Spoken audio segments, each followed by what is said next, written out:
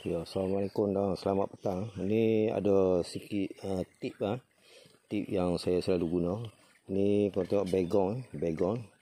Ni baygon ni saya guna untuk macam pokok-pokok ulat yang pengorek batang. Ni tengok dia dah korek sampai sini. Kita korek besar sikit lubang. Kita masuk baygon. Spray baygon dalam. Dia kalau kita spray racun pun kulit pun tak guna. Kita spray baygon, lepas tu cari tanah liat. Cepat-cepat tutup lubang yang kita spray tu, biar gas tu dia masuk ikut terowong-terowong yang ulat pengorek tu korek .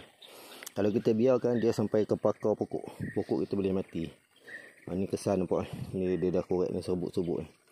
Ni mati . Kita dah spray baygon ni dia gas, dia akan ikut saluran terowong yang dikorek oleh ulat tu.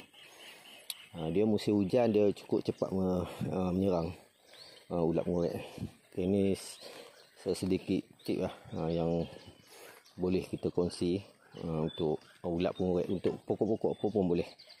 Tapi saya guna cara ni saya guna cara ni untuk matikan ulat pengorek. Okey, assalamualaikum. Ni baygon, tengok.